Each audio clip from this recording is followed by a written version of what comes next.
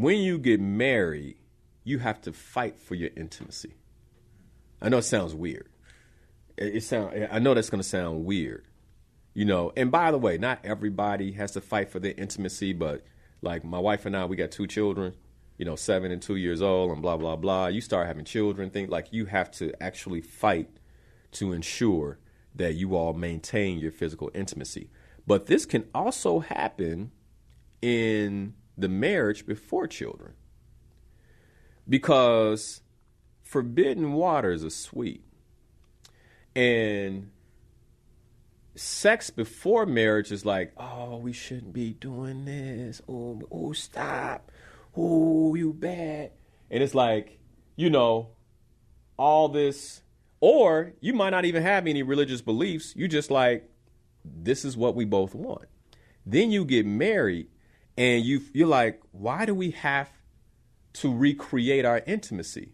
Well, you have to recreate your intimacy because if the forbidden waters are sweet, now the waters that you can have, right, you may not want to dip into because I got it.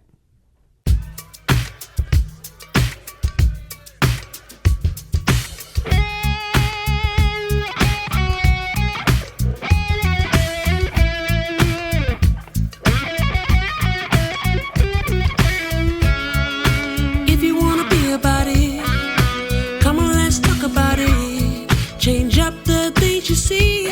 Open your mind to possibilities. Find your power, passion, and purpose. It's time for you to walk in greatness. Let's murder mediocrity. Slay your goals, live out your dreams.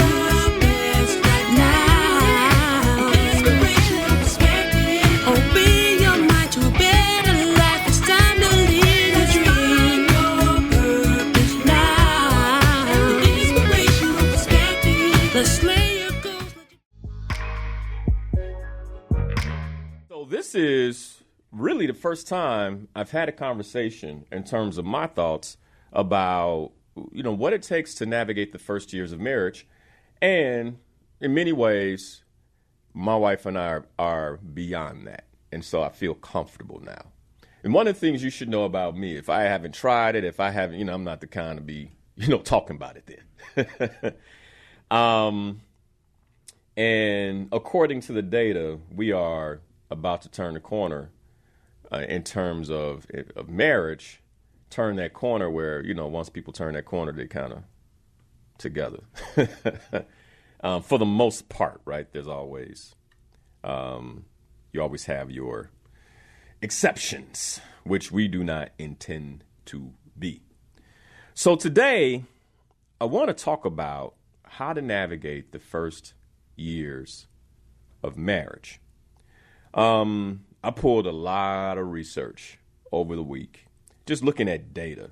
And one of the things I did was I posted a poll, and some of you may have seen this. I posted a poll to Facebook, and I also posted a poll to LinkedIn. And I want to share the results of those polls in a moment. But I got to tell you, it surprised me. The poll surprised me. And I got some, not in the comments. Married folks don't use the comments, at least the smart ones. But I did get some messages that explain some of the context. And so I may even read some of those messages too. And one of the main messages I got was, hey, I voted this way, but this is what's going on now. And so, in both cases, you can kind of flip-flop it. The first few years of marriage were tough. You can flip-flop it. And then the first few years of marriage. So I'll read through some of those as well. But I want to start with this. And this is kind of going back to making the case for marriage. Because, again, this is really about, this conversation is really about encouraging the building of the family in our community. And I believe that by building the family in our community, we can begin to restore much of what we once had. And I believe that marriage is the key. And when you look at what's happening in our community, that's what's not happening. One of the things about coaching is often I can ask someone, they could be working through a particular problem or opportunity. And typically I don't come at what they believe is the problem or opportunity. And when I'm asking them, what do you believe is the cause? Like, what do you believe is the reason for what it is that you're currently experiencing? Most of the time, people point to the symptoms. And as a coach, my job is to help them drill down to the root cause. Because if we go after the symptoms, much like happens in our current healthcare, right, then you stay sick, right? Or you continue to have the same issue. And the idea is, how do we completely alleviate or eradicate what's happening in your life? And so by doing that, we begin to dig deeper and better understand the root cause for what is happening. Well, I'm sharing this because as I've really been thinking and meditating about what's happening in our community, which is one of the reasons for this series on relationship. And I believe, and you can look at the data and see how marriage has shifted in the last 40 years. Like if you look at the 40, 50 years, you can see how we went from the majority of us being married to the majority of us not being married. And then you look at the state of the community, and there's almost a direct correlation, like almost a direct correlation. And let's be clear, it's not just the African-American or so-called black community that this is happening in. Like this is something that's happening in the United States of America. But then again, if you look at the state of our country, then you kind of say, wow, there's this correlation between the sacred institution of marriage, where now that we are not committing ourselves to the sacred institution, then in many ways, everything else about our country, everything else about us, everything else about the family, everything else about our children is beginning to consequently fall off. And I don't believe that there is something else that can support the solving of this quite like marriage can. Like, I just don't. And then, of course, marriage is not the silver bullet, because you need two healthy, healed, whole individuals to come together in a marriage that works. And let's be clear. One of the reasons some of us aren't married is because we actually saw our parents stay married and endure one another and what we don't want. Like, I don't want a marriage like that, right? So then we put it off. And so I want to talk about those of us who do make the leap and what we experience in the first few years. And for those who are interested in taking a leap, hopefully you'll begin to see what needs to be done to be successful.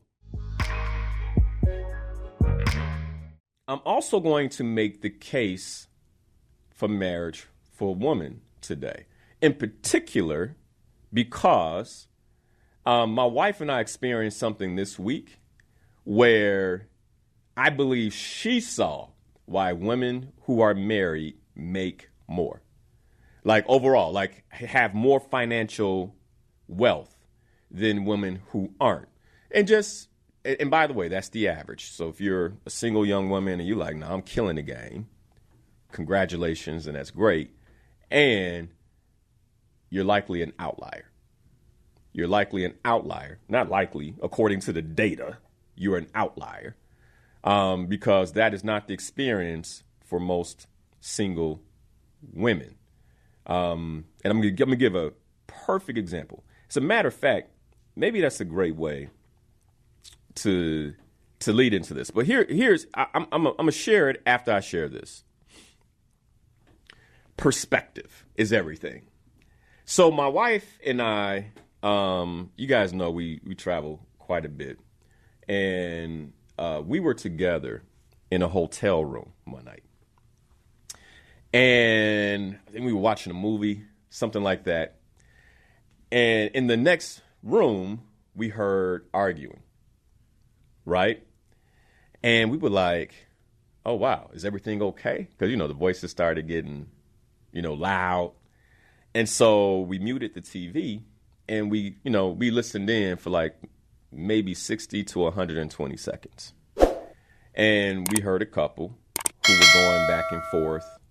The wife seemed to be incredibly upset with the husband, which, fellas, this is how it typically go. It's kind of like, but he was defending himself. Like he was like, look, like he was defending himself. And then we heard children in the background and we were like, oh, and then we turned the TV back on. And neither one of us thought it was weird at all. And, after a minute or two, I paused the TV again, not to listen to the couple, but to make a comment to my wife. And the comment was, hey, when you were single, if you were in this room by yourself, you'd still be listening, wouldn't you? And she'd be like, yeah, it would seem like good drama, right? It would seem like good drama. However, when you're in the context of marriage, we heard it and we go, oh, that's normal. Like, ain't nothing wrong over there. It's a couple who are going through a confrontation that more than likely they have children running around, things like that. They're going to figure out and they'll forget about. And we will remember that we heard that confrontation longer than they remember they had it. And it's funny because when I told my wife you would have still been listening because when I was single, I would have used it as one of the reasons I never want to be married. Because let's be clear, I was the young man coming up in my late 20s, early 30s, who was like, marriage does not make sense to me. It does not make sense. And if I had been on a business trip and I heard that would have been case study number 1 for why it doesn't make sense. See, they can't even get along. They can't even get along. They're in a beautiful place, on a beautiful beach, in a paradise, and this is their experience, right? And fast forward, now being married 9 years, going on 10, I don't know that my wife and I have been that couple because we don't get loud. But I'm sure someone could have saw us trading or just looked at us and said they ain't happy right now and use that as a case for why they didn't want to get married. And when you bring two people into a commitment, I don't care if it's male, female. I don't care if it's business, two men. I don't care if it's, sisters. There's going to be confrontation. Always. Always.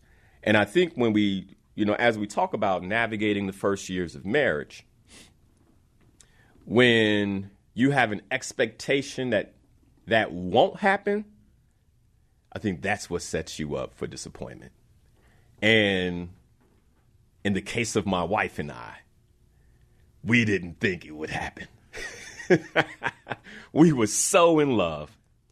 Our courtship was so magical that we thought, that the people who talk about the difficulties of marriage just hadn't experienced the magic.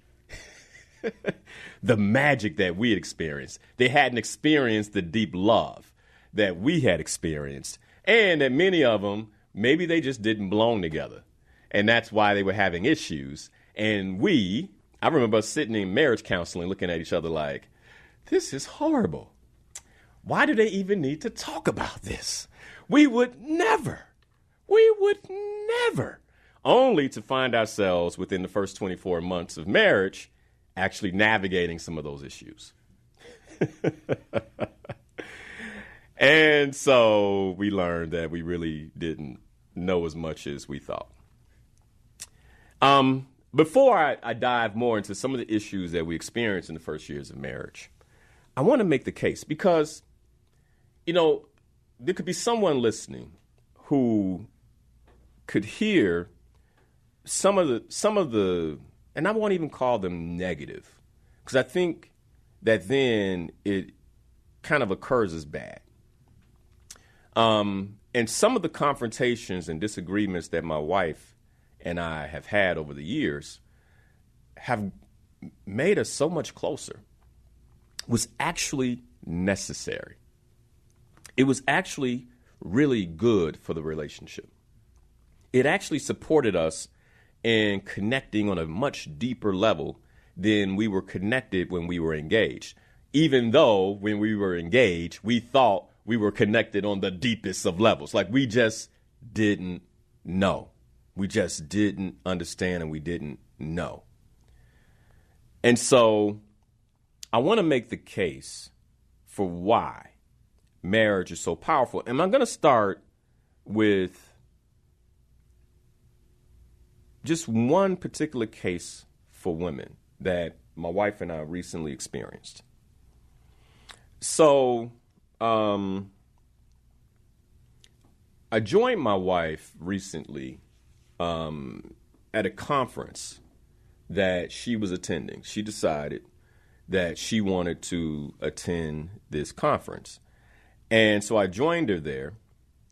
And upon joining her there, my wife is like a master connector. She's really, really good at it. And the funny thing is she's not really an introvert. She's not necessarily an extrovert. She kind of falls right in the middle. So when she does that, like her energy levels drop. And, so when we're alone at night, typically she's like, ooh, I just need to chill, right? Which I'm sure many of you understand. But at this particular conference, and if you don't know, my wife is the president and CEO of a speakers bureau. And so they represent nationally recognized speakers and authors who often, when you go to a conference are the keynotes and things like that. You wonder how they get to that stage. Well, my wife, her company, the people that work for her are part of an industry that makes that happen. And so she was there, basically to, one, identify more speakers, but then also identify potential customers as well. And so while she's there, she's making these different contacts. And one of the contacts she made was with a particular CEO. And, she thought she made a good connection with him. And, later she said, hey, let's connect on a deeper level. Give me your information and maybe I can support you. And at the same time, we can discuss some of the needs of your company. And he was like, yeah. Let's trade LinkedIn's. And so they traded LinkedIn's and she was kind of like, man, she kind of wanted an email or a phone number. Because that gives you more, like, anybody who's in business, you get this. Like, I can get that. If I can get your email that you use every day or your phone number, I know I made a solid connection. So fast forward, and she's, still trying to work this connection. She introduced me to different people on his team. And eventually I had the opportunity to meet the CEO at this conference. And I work with CEOs. That's part of the thing I do. And so when I met him, I shared that with him. I said, hey, let me know if there's anything that I can do for you, any connections that I can make. I'm happy to do that. It's a brother, by the way, who's running this company, a $2.2 billion company. And so right away, he was like, man, I tell you what, let me give you my phone number. So he gives me his phone number. And I go back and I sit with my wife and I'm like, he gave me his phone number. And she was like, what? I've been working that contact all this time and you just step up and you get his phone number in like 2 minutes? So she was feeling a certain kind of way. So anyway, later that evening, we were, kind of unpacking the evening and the event. And she was like, I feel a certain kind of way. Like, this is the problem for women in business. Like, as a woman, I'm doing all the right things. I'm representing myself properly. I'm a married woman. I'm showing up that way. And I feel like I still can't meet, I still can't make the same contacts at the same level as fast as you can as a man. And I was like, well, keep in mind, I'm working with mostly men, working with mostly men. And men feel comfortable with men. I mean, this is let's be honest. I said, but I also believe that part of the reason he gave me his phone number so quickly is because he already knew my wife. And you represented me in a way, right, that he was like, good woman. Now I meet him, good man, great couple, great business team. I want to be connected to them. And how does he want to connect as another married man to the husband? To the husband. Right? Now, Monday, when I email him and say, hey, my wife said these things, do you mind if I pass your information? I'm almost certain he's going to say, please do. You get where I'm going? Please do. So she was feeling a certain kind of way. And what I did was I switched it up. I said, all right, babe, I'm at a conference. I'm a CEO of a company. My entire team is with me. And a woman who happens to be in an industry that in some way relates to me and can support me introduces herself to me. What do? Do I give her my LinkedIn or do I give her my phone number? And she was like, oh, it clicked for her, right? And she was like, wow, that makes sense. It doesn't feel good, but it makes sense. Now, why am I sharing that? I think let's be clear.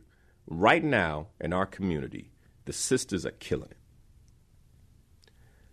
And I firmly believe that we all have a next level. These sisters all have a next level. And the case for marriage that I'm making is that often that next level could likely be reached much faster with a partner, with a man.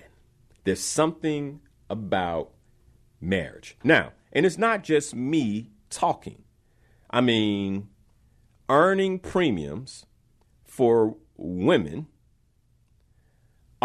married women are much different than that of single women. It's right here in the research. As a matter of fact, in terms of household wealth, and this is a study published by the Federal Reserve Bank of St. Louis, what they said is married couples had an average wealth of about $160,000 compared to only about $32,000 for single.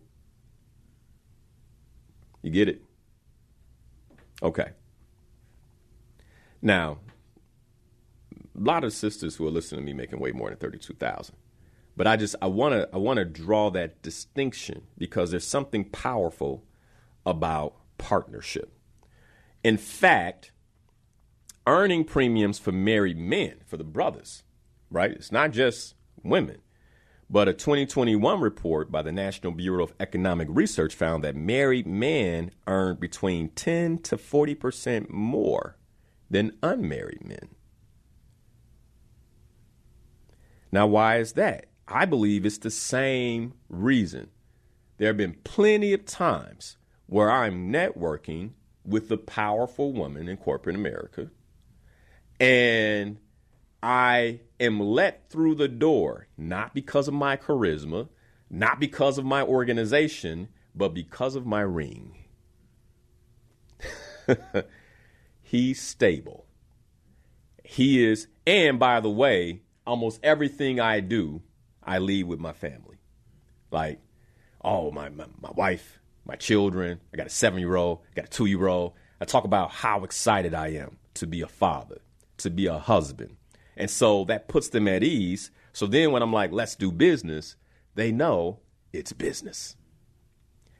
And so put me up against any single man that is running a business similar to mine, and I already know I'll earn them. Let me have the same conversations. Let me be in the same rooms. I'm going to get most of the business because I'm safe. So what I did is I pulled U.S. divorce rates because I wanted to see, like, where exactly are marriages breaking down in terms of the amount of time. Like, at what point do you see a marriage break down? And what I found was interesting. Now, first, let me be clear about this. What I found actually was different from what I thought. And part of the reason for that is my own personal experience. Because, and I shared this with you all last week, because I felt like the first few years of marriage were difficult. My wife and I both agreed that the first 2 years of marriage were more so difficult than the latter years. I assumed that was the experience for everyone. Right? Because that's what we do. Like, we look through our lens at the world and we say, this is my reality, therefore it must be the reality of others. And it's one of the biggest mistakes that we can make. One of the biggest mistakes we can make, because when you look at the data, when you look at the data, right, it's saying something a bit different. So I want to talk about that. And then when you look at the polls, the polls that I put out are saying something a bit different too. And so, I want to unpack that real quick. And then in the second hour, what I'm going to do is I want to chat through what I believe are the top 10 tips for newly married couples. Like the top 10 things that you can do, if I can get through all 10, the top 10 things that you can do to really solidify that marriage. Like if you're in like years 1 through 5, like you want to definitely listen to these tips. Okay. All right. So let's start with the divorce rates. And let's just start with what is.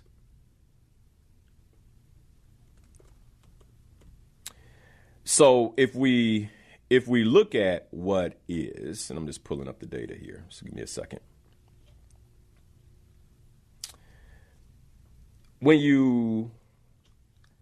Overall, based on the data, here are some of the summaries.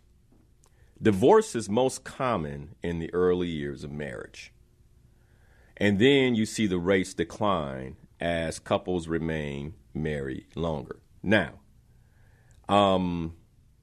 believe it or not, the first 5 years of marriage do not run the highest divorce rate. And that was the part that I was like, wow, okay. While they say divorce is more likely to occur in the first few years of marriage, what the study suggested was that around 20% of marriages end in divorce within the first 5 years. 20%. So that means, and here's the thing, like that was shocking to me, because I believe like most of the time when we're talking about marriage, we're looking at the aggregate numbers and not the broken down numbers. And I think for those of us who are married, this is important data, because you begin to understand, like, when are we going to run into some of the issues? And even if you have issues in the first 5 years, according to the U.S. Census Bureau and National Survey of Family Growth, only 22% of marriages dissolve by the 5-year mark. So most people are like, we can do this, right? And they stick it out. And so what this tells us is the majority of people who get married actually make it past 5 years. In particular, 78% of us, like, we make it past the first 5-year mark. So this idea that marriage is so difficult that they break down, I think we all know people who just didn't last. I mean, I know a couple that got married, they didn't last a year. It was kind of like, that's interesting. And others who didn't last 5 years. I mean, 2 years gone, 3 years gone, etc. But for the most part, most people do. So most divorces happen. Like listen to this, most divorces happen in the first 10 years of marriage, not the first 5. And I was kind of like, wow, this is why I say my wife and I, we're almost at that 10-year mark. So we're turning the corner. Like if we can make 10 years, then we likely going to be together according to the data, because by the 10-year mark, approximately 33 to 40% of marriages have ended in divorce.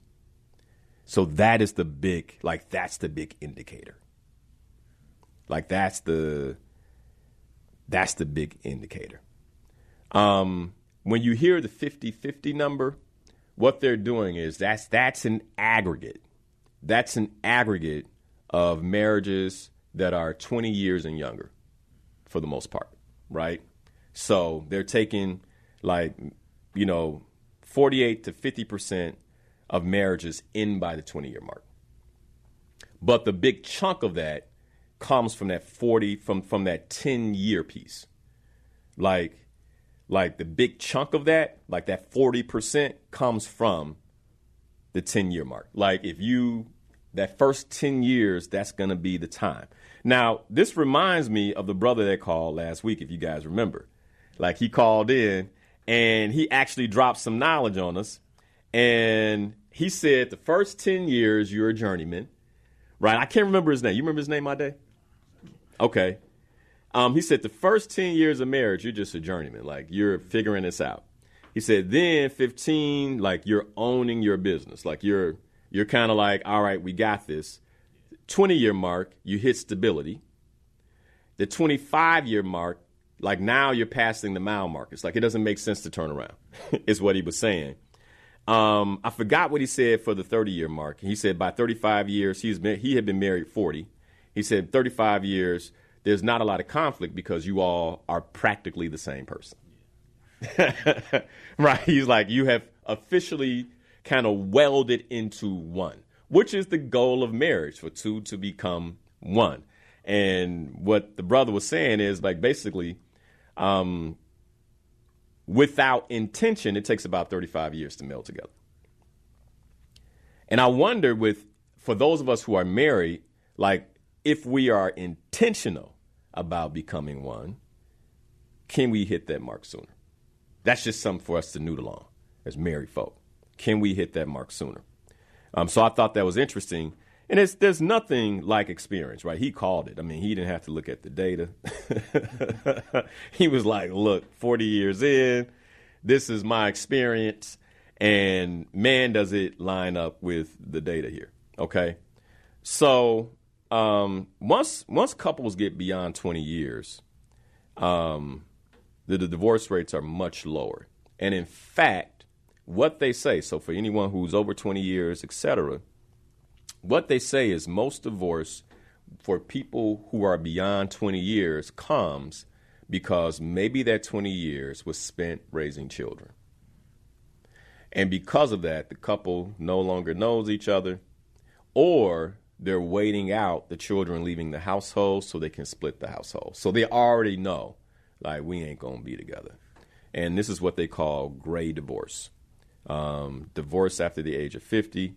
And they say that this has actually been on the rise in recent years. And so for those of us who have children, I think this is a call out point. So this is not just about, folks who are in the first years of marriage. But when you look at the data, I think there's a call out point that we can put so much into our children that we actually begin to lose our personal connection. And then when the children are gone, there's no connection, or there's already been determined there's no connection, there's not going to be a connection. And so a divorce happens, which, by the way, as the child of parents who divorced when I was in my 20s, it still has a negative impact on the child. Not in the same way it had on my younger brothers and sisters who were in the household at the time. But even for me, it was to see my parents be married 36 years and divorce. It was what? Nah, I ain't doing that. If that's how it ends, I want no part of it. And it wasn't until coaching came into my life where I began to realize I can create my own outcomes. I don't have to be the outcome of the people around me. That I was oh, maybe I can. Maybe this is something that is possible. But when you hear me say I didn't want to be married in my late 20s, early 30s, part of the reason for that was because of the negative impact that my parents' divorce had on me. Okay. A couple of other key trends before we go to break, and then we're going to talk about those polls, and I'm going to cover the top 10 tips I have for couples who are navigating the first few years of marriage. So, I've always known this because I've seen it with, and this is something, I mean, you've heard me say this all day. You got time. You've heard me say that. And, you know, with you being in your 20s, I'm like, wait. Well, part of the reason for that is because of the data. What the data says is younger couples, so couples that get married in their 20s, have a higher likelihood of divorce compared to those who marry later. So the Institute of Family Studies noted that couples who marry after the age of 25 are less likely to divorce than those who marry before the age of 25, which I find interesting. Now, one of the things that I want to see in this data, and I haven't seen this data, but I'm very curious about young people who are below the age of 25 that have married parents that get married. So the parents are currently married, and by the way, in our community, that's not even, you know, for the most part, that, you know, we already know the numbers, right? So, but I'm very curious about when you have an example in front of you, like her parents are married, his parents are married, maybe they're 24 and 23, and they get married, does that increase the likelihood that they could stay married if they have parents that are married? Very curious about that. So I'm looking to find that data. If I can find it, I'll bring it back up later. Okay. Now, here's the other thing. And it's funny because I met a gentleman this week who this was his story. He married her before the age of 25. They stayed together about 8 to 10 years and divorced. And he's like, now he's married again. And he was like, I actually know who I am. And this is the best marriage. Like, this is, you know, by far, I married a better woman. And this is the best marriage.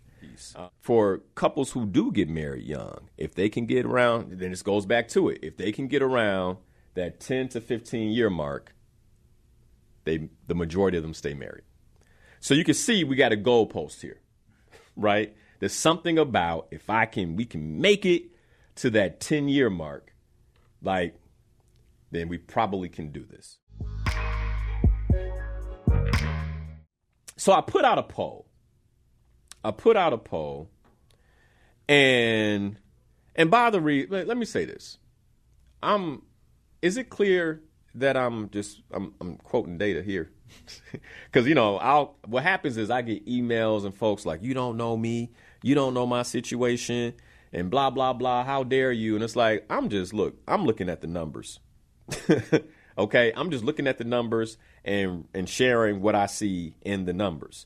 If you happen to be in a situation, and this is the purpose for the show, I want to be very clear. If you happen to be in a situationship that end up transforming into a marriage, instead of being triggered by this, like, take note, because that marriage can survive. Because at any point, you can choose to be committed to that person no matter what. Not just committed to the situation, but committed to that person, and you can learn to love them on a deeper level. You can say, you know what, maybe I got into this for the wrong reasons. Maybe I wanted to be married because I had his child, you know, or maybe I wanted to marry her because she had my child. And maybe I got into this for the wrong reasons. And what's going to be important if I want to stay married is to get more intimately and deeply connected to the person I married and commit to them. Like, recommit to them in a deeper way, no matter how difficult it may be. And I believe that regardless of how things started, you can have a successful marriage. You cannot be one of those stats because it's not 100%. Not 100%. Okay. All right, let's talk about the polls. So what I did is, and you can pop that poll up so people can get a visual who are watching on Facebook. What I did is I put a poll up on LinkedIn and I put polls up on Facebook. And I asked this question. It was like, I basically said, hey, I'm preparing for an upcoming radio show. Can you help me out? And then I said, this is a married folk poll. And I wanted to ensure that people who took the poll were actually married. You know, sometimes you have to, you got to say these things. All right. And then I asked, were the first 2 years of marriage difficult? And were the first 2 years the hardest or the easiest? Now, I put the poll up right away, either Sunday night or Monday morning before I did my research, before I really dived into the research. If I had done the research, I would have asked the question differently. And I didn't change it because I didn't want to, then I would have to start all over again. The data would have been messed up. Because what I said was the first 2 years. And if I had known what I know now, I would have said the first 5. I would have said the first 5.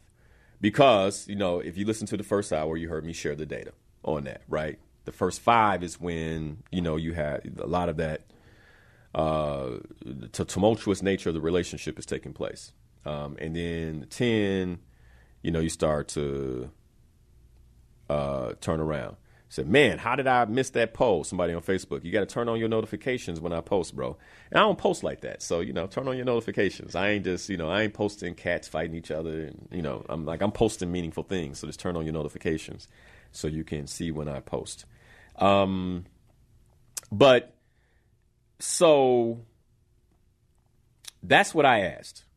And this is where I began to find out, like, okay, my experience is not the overall experience. We all hear about the honeymoon effect. Like they're still on the honeymoon, right? The first few months, first year or so of marriage, everything's like, I love this.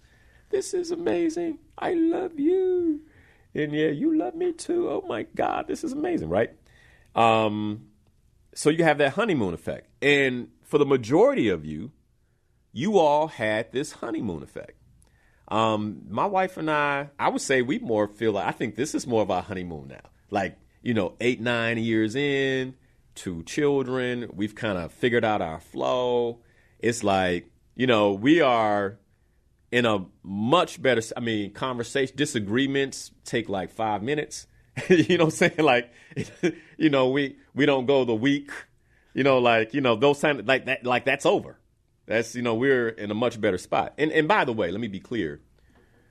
The law of rhythm states, and we went through the universal laws last year this time, the law of rhythm states that everything has ebbs and flows. So I'm not saying that our marriage doesn't have the ebbs and flows that align with the law of rhythm. I think every marriage does. However, our ebbs and flows are basically the flow in terms of what's happening positively happens much more. At least I'm speaking for myself, because I'll get home, my wife will be like, I'm happy that this marriage is so good for you. And typically she'll say it with a smile on her face. So that means that it might not be that bad for her either. But nonetheless, that's been my experience. So here's what the poll said. 58% of you said that the first 2 years were the easiest. The first 2 years were the easiest. And 42% of you said that the first 2 years were the hardest. So almost like a 60-40 split. 60% saying the first 2 years were the easiest, and 40% saying the first 2 years were the hardest. Now, give me a moment, because I'm going to go into these folks who said it was the easiest, because a lot of you all were the ones who got in my DMs. Right? The folks who said it was hardest, they ain't really had no comments. They like, the first 2 years were difficult. We're still married. When you look them up, they're still married, because we actually look and to see, like, were these folks still married, et cetera. They're still married. Right. So I'm guessing. And by the way, I voted that the first 2 years were the hardest. OK. I think my wife, I don't know if she voted or not. But, I'm guessing that she would say the first 2 years were the hardest as well. So we were part of that. And if you're curious about the mean, the number of like how many votes did we got a little over 50 votes. So I think that's a fairly meaningful poll. OK.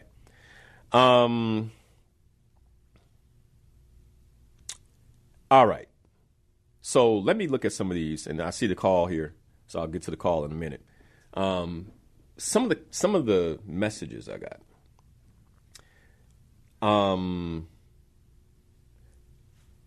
One here. Hey, Linnell, saw the poll. Love the series so far. The first 2 years of marriage were actually easy. We've been married now, going on 9 years. And I have to say the last 2 years have probably been the most difficult. And then they had a prayer emoji, like pray for us. So that's one message, right? I didn't ask for context and like, well, why would you say? I'm not trying to get into those conversations, right? I just said, thank you for sharing. Okay. There's another one here where it said the first 2 years were magical. And I'm trying to figure out how to recreate that in my marriage with my husband now. And I did ask, how long have you been married? Said been married going on 11 years. So, when they say you turn the corner, now all of us turn that corner. And I like from what I could see in this case, this individual was like, look, it was the first 2 years were magical. And now we're starting to hit some of those, I did ask if they had children, and they had children outside the marriage and inside the marriage. So it was a blended family. Like, if that means anything. Okay. It could, it couldn't. I'm not sure. I haven't looked at the data on blended families in particular. Here's one more. This came from a man where he said, the first 2 years of marriage were magical in a lot of ways. I feel like since then, and I'll share how long I asked that question, how long have you been married? But he said, since then, my wife has completely lost her mind. And most of our negative, basically negative conversations revolve around her spending and money. Interesting. So finances. And then I asked how long he'd been married, and 10 years. So the first, those habits weren't out there. And then those habits sounds like they end up hitting.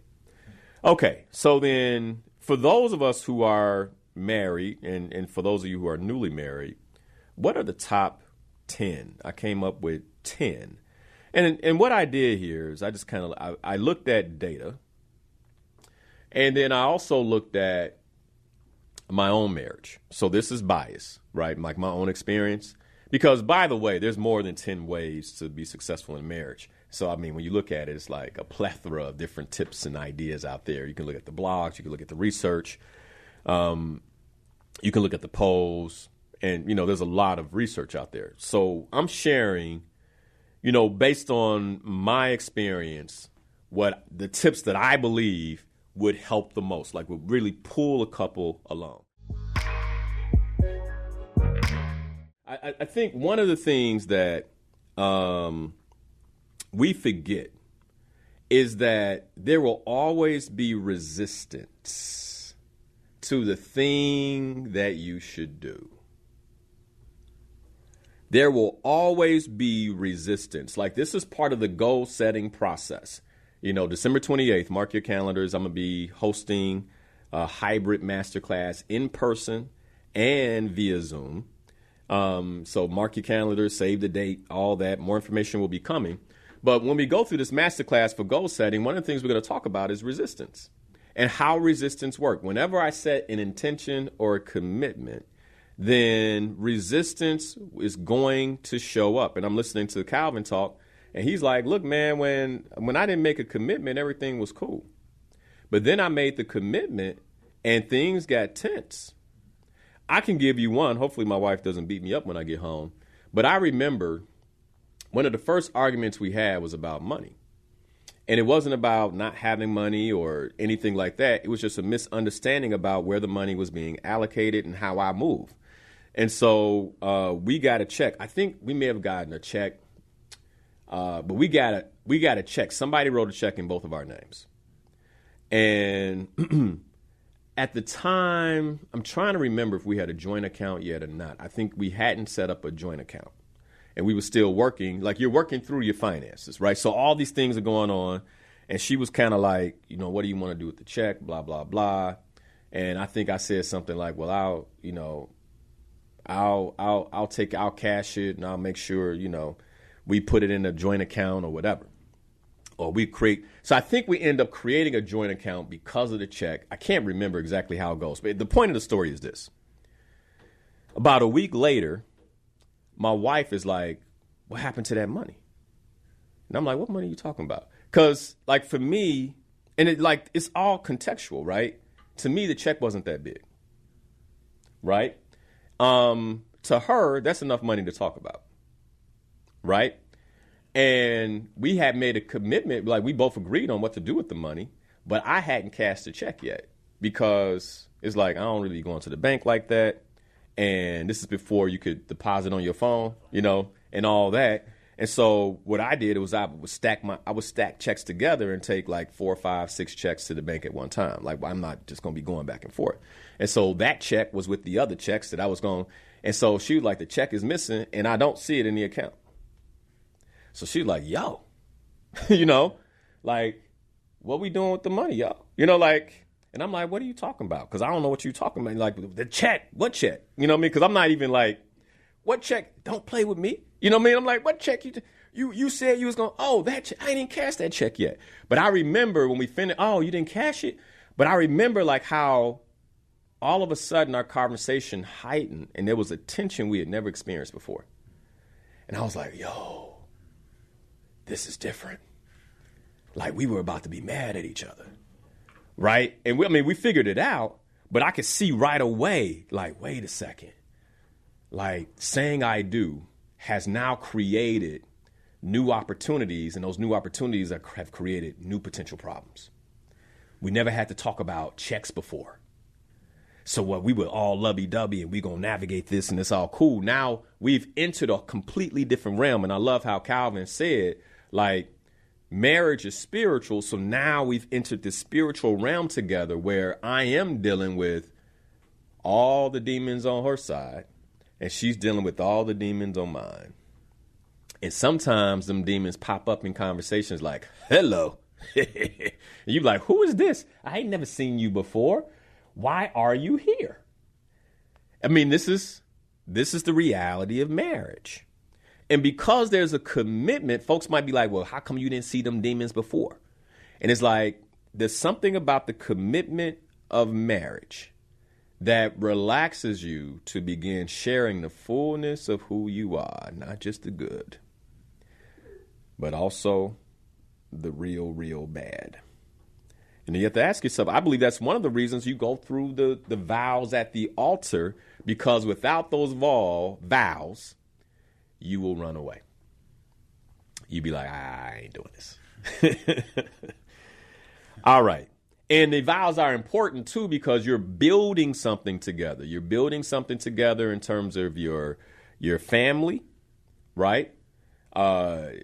Children can come into a marriage. It can't be something that you can get in and out, like you should just walk out of. It's gotta be confirmed. I'm going to stay.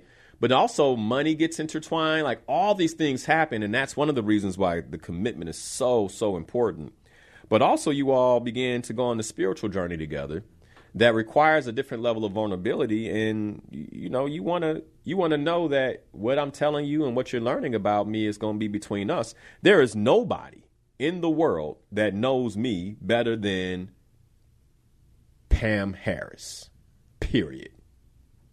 Nobody. Nobody knows me better than Pam Harris, period. She know me. Okay. And that there's a safety in that.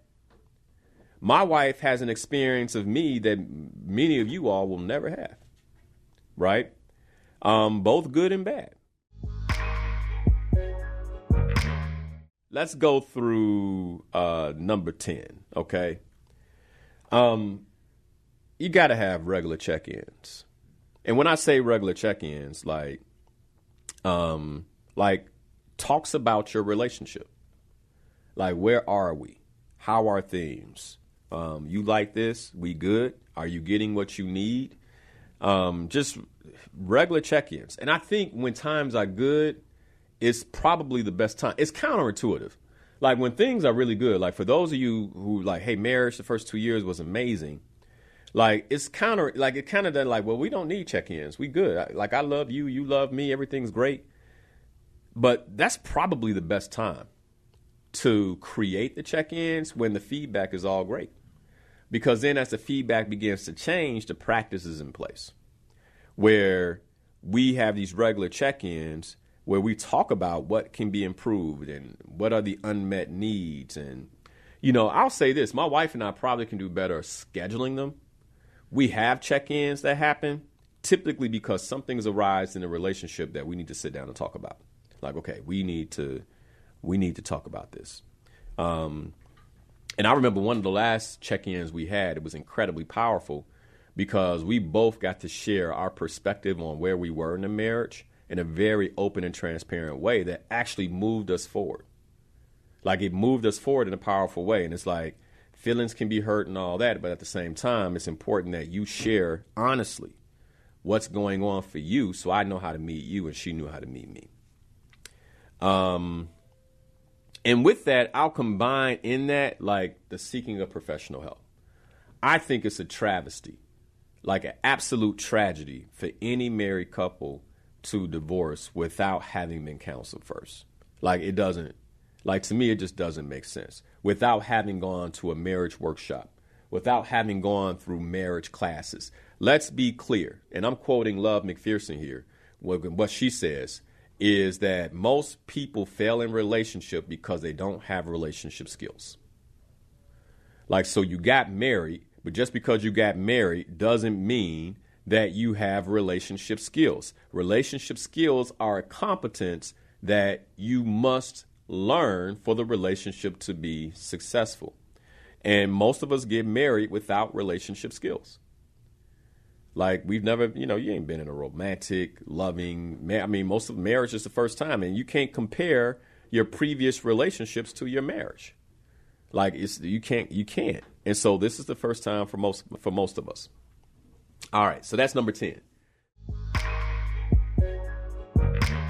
Number 9, invest in your personal growth. And when I say invest in your personal growth as a couple. Let me be clear about something. There's probably nothing that my wife can bring to me around her personal growth. That I'm going to be like, don't do that. Right? She's like, hey, I'm thinking about going to therapy. I'm going to be like, okay, great. You know what I'm saying? I'm not going to be like, why are you going to therapy? What they going to talk about? I don't know. You know, sometimes I think as men, like we want to have some level of control and autonomy.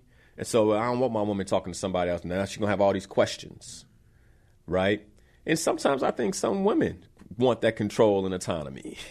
That's one of the things that breaks down in a relationship when women bring that masculine energy into the relationship and try to control it. One of two things are going to happen. You're going to win and emasculate your man, or there's going to be friction. Like, you know, and both don't work. Both don't work. So, you know, it's one of those things for me. Like, if she wants to improve, like I remember when I was going through ACA, I'm like, hey, I'm going to go through ACA. I suggested that she goes through ACA too, but she was like, okay, that's going to improve you. That's going to make you better. And ultimately, here's the thing about personal growth that I think is really, really important for newlywed couples to keep in mind, for those of us who are married to keep in mind, that you want to pace your partner. If your partner is going to therapy, you need to ask yourself, wait a second. Do I need therapy? Because this would be a phenomenal time to go. Because if your partner is growing without you, that's another way that separation is created. So not only are you all investing in your personal growth, my suggestion is that you're investing in each other's personal growth. Now, there's a question here on Facebook from Joyce, and she said, Linnell, can you address why some or most men do not want to do counseling and therapy? I can. Absolutely 100%. Let me tell you, men, we are not built to talk. And counseling and therapy requires talking. And typically it requires talking about our feelings in that moment. And that ain't easy as a man. So my suggestion would be that you allow it's like, hey, I want us to go to counseling. What are your terms? Like, ask that man what his terms are. Well, look, I don't want to be backed into a corner. I want to be able to think about things. There might be a session where there's just questions, and then I can come back and answer the questions in the next session. I might need a week or two to think through those things and write it out.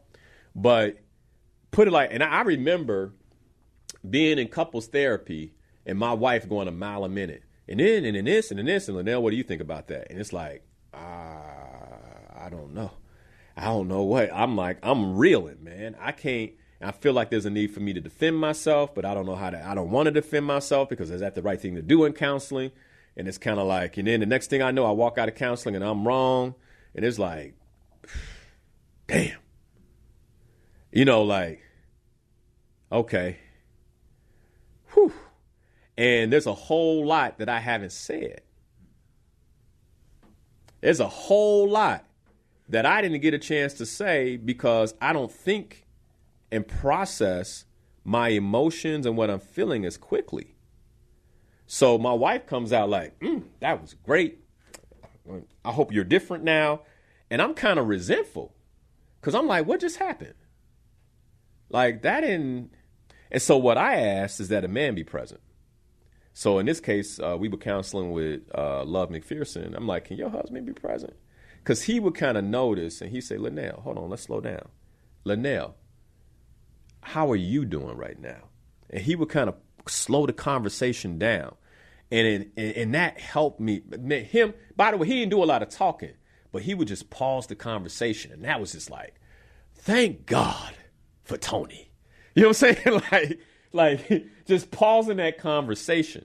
So the other thing I would suggest for ladies who, you notice that your man is a little like, I ain't, because what I think the other thing that you might experience is he'll go once or twice and be like, I ain't doing that again. And I can tell you why.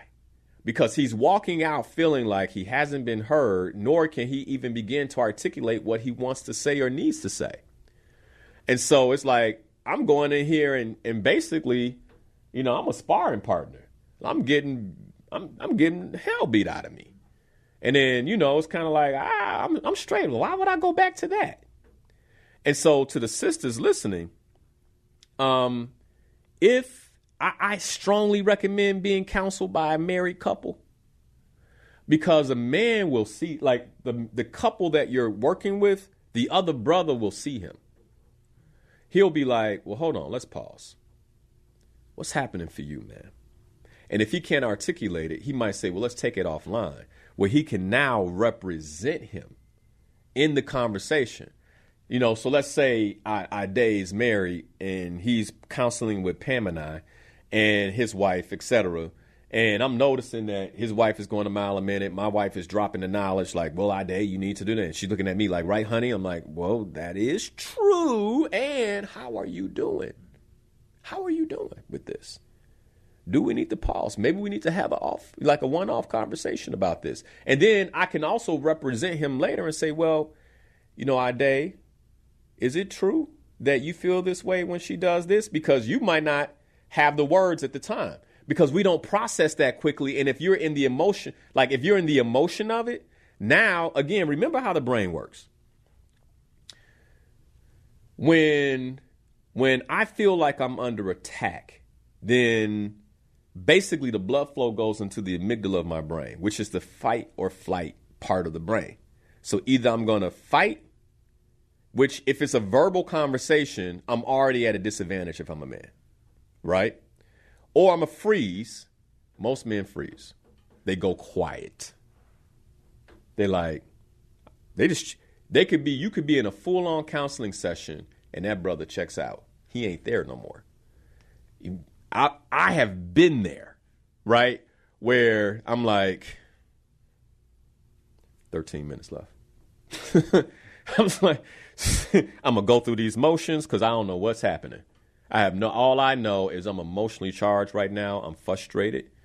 And I feel like I don't even know how to begin to defend myself. I don't know how to begin to articulate what my experience of the marriage is.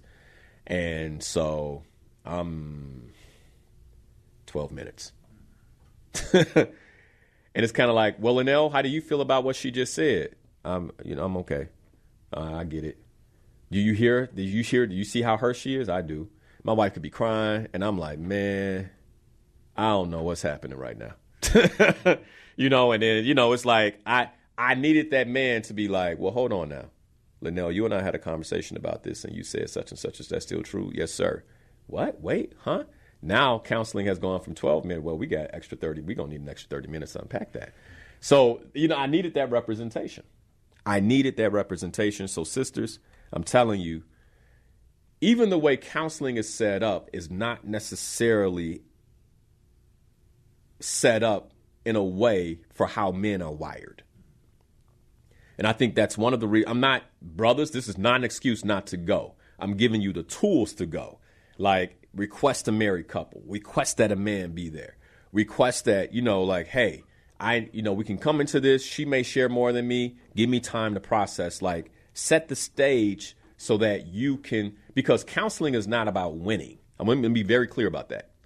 Counseling is not about winning, because it doesn't make sense for you to win and the marriage to lose, or for her to win and for the marriage to lose. It's about the two of you all coming together and resolving whatever you're receiving counseling on.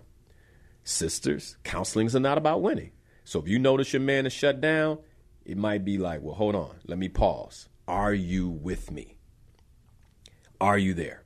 And hopefully that's helpful. I think that was a phenomenal question, Joyce. We're not going to get through the 10. Okay? Because, I couldn't just jump over that. So, counseling, that was my first one right there. Number 2, invest in personal growth. Number 3, cultivate physical intimacy. So my cousin spoke to how when you get married, you are now aligned with God's in a spiritual way, right? There's a blessing on marriage. And this is going to sound counterintuitive to people who aren't married. But when you get married, you have to fight for your intimacy. I know it sounds weird. I know that's going to sound weird, And by the way, not everybody has to fight for their intimacy, but like my wife and I, we got 2 children, 7 and 2 years old, and blah blah blah. You start having children, think like you have to actually fight to ensure that you all maintain your physical intimacy. But this can also happen in the marriage before children, because forbidden waters are sweet. And sex before marriage is like, oh, we shouldn't be doing this. Oh, stop. Oh, you bad. And it's like, all this. Or you might not even have any religious beliefs. You just like, this is what we both want. Then you get married and you're like, why do we have to recreate our intimacy? Well, you have to recreate your intimacy because if the forbidden waters are sweet, now the waters that you can have, right, you may not want to dip into because I got it. And by the way, this goes for men and women, because I can tell you as a man in my marriage, there were times where I was disgusted with something my wife did. And so it's like, I know she knows that the way to get back to me, to connect with me, is physically. And so then I do things to keep the physical guardrails up, because I want to be mad at you right now. So, you know what I'm saying? Like, I want to be upset. So it's like, I'm going to do, admit, y'all know what I'm talking about. Because a man can do it just as, like women, they know how to, throw the shade, make sure nothing happens. But men do too. And we do it differently. Like, case in point, I could just be like, well, I could be outside the house at night. I'm watching the game. It's very easy to be like, yeah, and I get home, you sleep, and I just, slide in bed. It's cool. Like, ain't nothing happening. And I'm going to keep the disconnection going right now because I know that hurts you. Like, I know you want to be connected. You want to talk. You want to, you want to feel. So it's like, I don't have much to say. Like, that's my way. And it's like, we can get caught in those things in our marriages. And so early on, you have to set a cadence for physical intimacy so you can catch it. Like, wait a second. We ain't did nothing in the whole week. You good? We ain't did nothing in 2 weeks. And by the way, like, that can happen. You could be traveling for work. It can happen, right? When you were single, you would have went a week or a month or 2 months, 3 months, 4 months, whatever. In a marriage, not okay. There is something spiritual. Like, so if marriage is spiritual and sex is spiritual, then the two of those things combined are incredibly spiritual and very powerful at holding the marriage together. Very, very powerful. Keep the romance alive. Talk about your sex life. Like, don't take that for granted. Even if it's good early in the marriage, this is the time to talk about it. Hey, we're having sex all the time. We're having sex every day. That's amazing. Once we get more mature in the marriage, how would you like for this to go? Because if you don't have that conversation, then you can't call it back up. It's very, very important. Okay? So cultivating your physical intimacy, but also setting the physical intimacy cadence. One of the things that Love McPherson talks about, too, is scheduling sex. They just laughed. Hey, bro, let me tell you. One day, you'll listen back to this, and you'll be like, babe, we should schedule sex. Because you have some kids, and things are moving. Like, you need to know tonight's the night. Like, oh, tonight's the night. We need to move a little faster. Like, tonight's the night. And by the way, for those of you who think like, oh, well, scheduling sex, that can't be like, no, you can still have good sex. That's scheduled. That's scheduled, right? We all grown here. And by the way, young people need to listen to this because one day they're going to get married. And I think this is a very, very natural part of marriage. Okay. I'm going to do number 4, and then we'll close, and I'll cover the next 6 next week. And by the way, like, please send your thoughts, your comments on this. There are a lot of you all who are married, a lot of you all who have more years of marriage than I do. I want to learn from you. I want to share from you. And so by all means, send me some notes over the week. Let me know how this is going, what your thoughts are on all of this. I see some of the vets, though. They're like, yes, pencil it in. Make it happen. Make it happen. And I think as you get more mature and your drive begins to fall, like, that intimacy is a part of the connection that may not happen naturally, so it does need to be scheduled.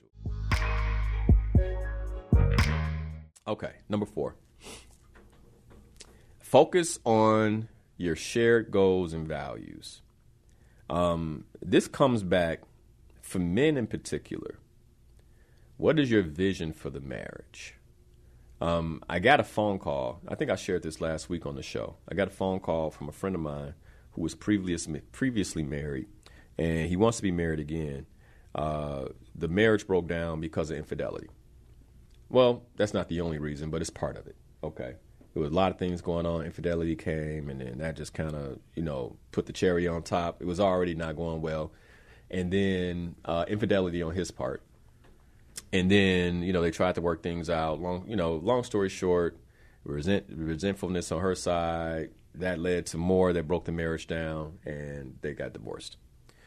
So now he's looking to get back in the game, right? Be married again. And he's like, I need to pull myself in physically. And he called me up, and he was saying, Linnell, can you support me with pulling myself in physically? like, relearning my sexual discipline. And I told him, I was like, it's going to be almost impossible without a vision. Like, you have to create a vision for what it is that you're looking to create. And by the way, one of the things we're going to be talking about soon here is vision. But you have to create a vision for what it is that you want to create that will dictate discipline, that you will look to that supports your discipline. Vision equals discipline. Marriage requires discipline from both partners. And there is nothing more powerful than a couple who has a shared vision.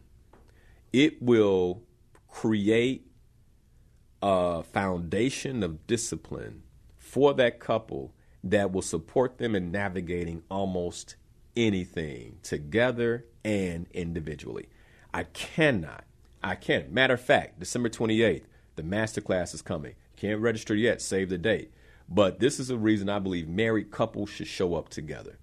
If you don't have a vision, like you all don't have a shared vision, and I'll be completely transparent. My wife and I, we were struggling a bit before we created our latest vision, and we went through that, and we weren't on the best terms at the time. There was something about spending time creating that vision that welded us back together. That just kind of the energy shifted as a result of doing the work to create that vision. It's incredibly, incredibly, incredibly important for a married couple to have a shared vision, shared goals, but also shared values. What are the values that matter most to you all? And here's what this does.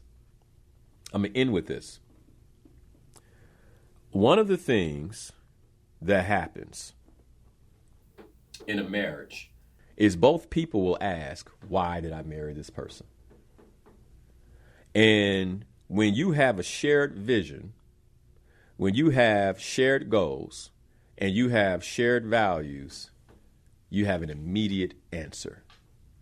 And that immediate answer supports you in holding down the relationship to ensure that the marriage does not become a stat for divorce, but more so a stat for what marriage and success in marriage can look like. Thank you for watching Inspirational Perspective. If you love this show and you want to see more content like this, you can go right here.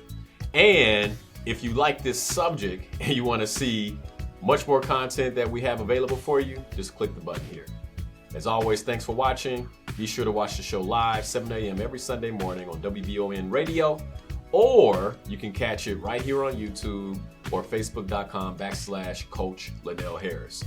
Be sure to hit that like button. If you haven't already, be sure to subscribe so we can get more content just like this to you.